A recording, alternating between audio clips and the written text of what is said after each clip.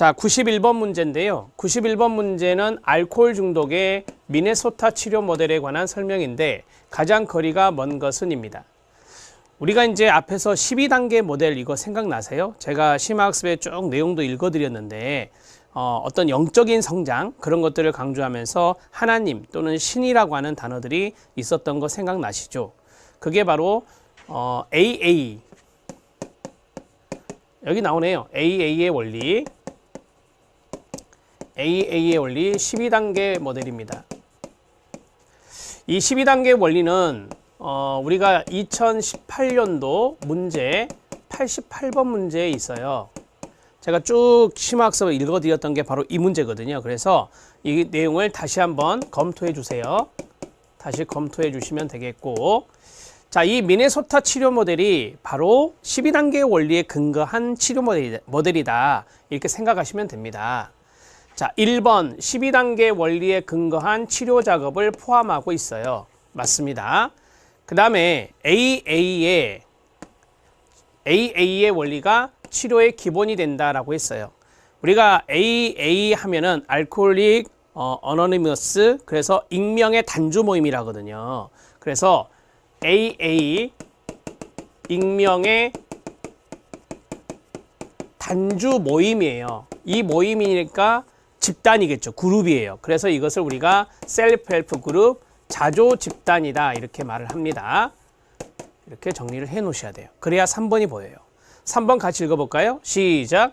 회복 중인 알코올 약물 중독자가 상담을 제공한다라고 했어요. 이 동료잖아요. 동료들이에요. 자, 그래서 지금 회복 중에 있는 여기 있는 알코올이나 약물 중독자가 상담을 제공하는 것이 바로 아까 말씀드렸던 자조 집단의 이 AA의 원리를 활용하는 것이다. 이렇게 보시면 됩니다. 이것도 맞고요. 자, 납병원 중심의 프로그램이다. 아니에요. 제가 말씀드렸잖아요. 이것은 자조 집단의 프로그램이에요. 자조 집단 프로그램이다. 그래야 돼요. 자조 집단 프로그램이다. 이렇게 정리할 수 있습니다. 자, 납병원이라고 했는데 아무래도 이제 임상심리사 분들이 병원에서 많이 근무하니까 납병원이라는데 복지 쪽에서는 이것을 주간보호라고 하거든요. 주간보호. 그러니까 아침에 오셔서 보호를 받고 그 다음에 저녁에 이제 집으로 돌아가시는 거죠. 이거 이제 주간보호를 해요. 납병원도 그런 의미로 생각하시면 돼요. 환자가 오전에 이제 오셔서 이 납병원 프로그램에 동참을 하는 거죠. 그래서 이제 저녁에 이 프로그램이 끝나면 이제 돌아가시는 거예요.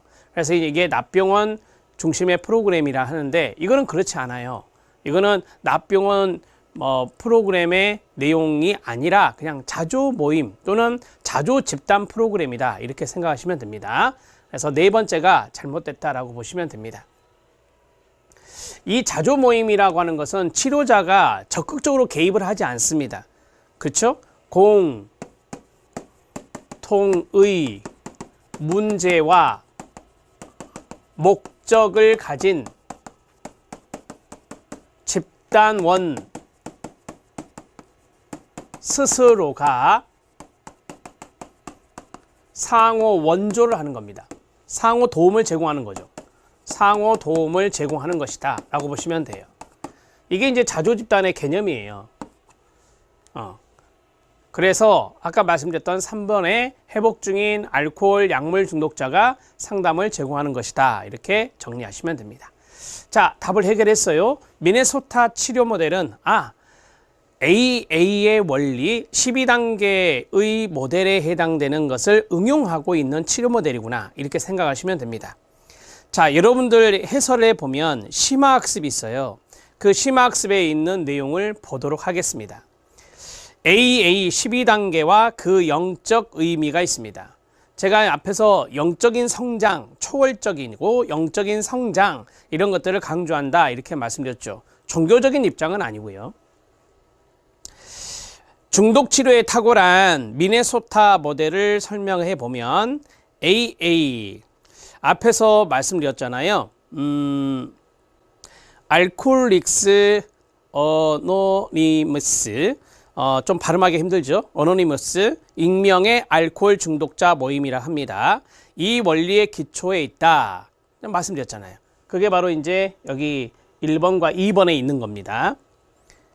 핵심은 좀 그 자리가 조금 저는 뭐랄까요? 중요도가 있는 것 같아요. 세 가지 핵심이 있어요.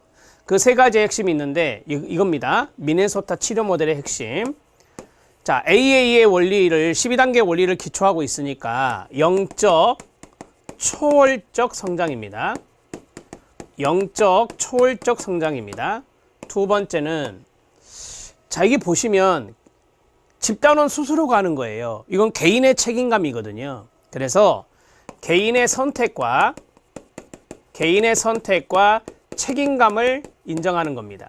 책임감을 강조한다. 이렇게 써도 돼요. 되셨죠?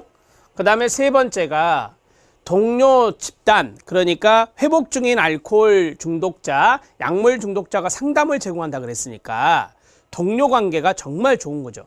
동료 관계 수용입니다.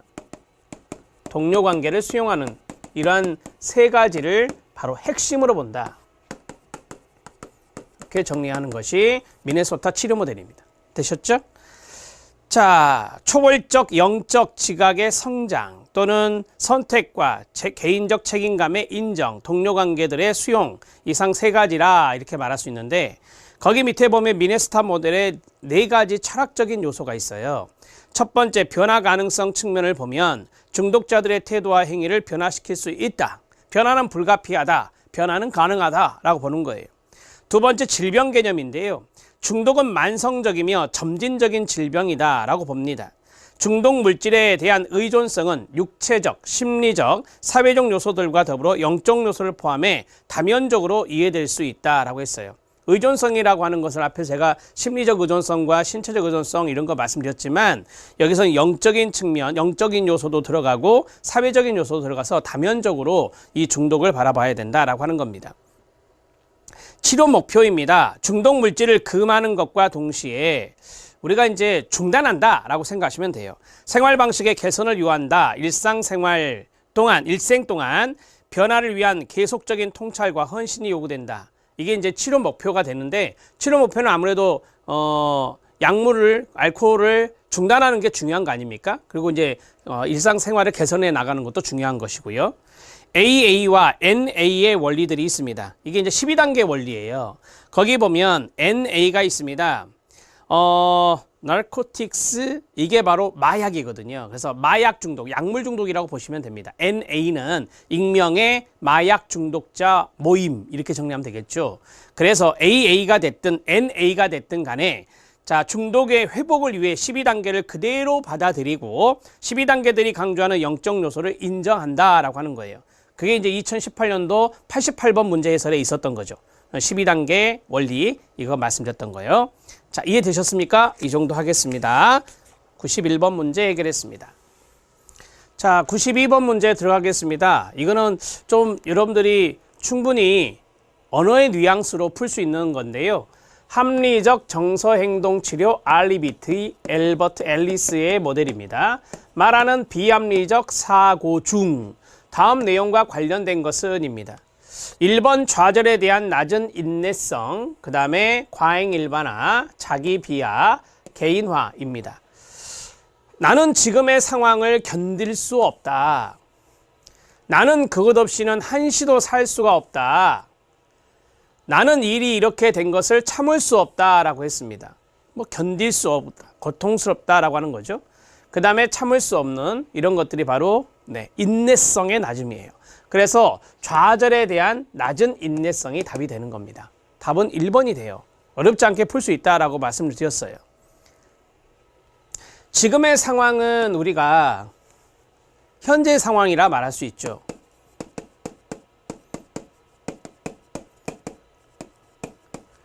자, 현재 상황이 견딜 수 없고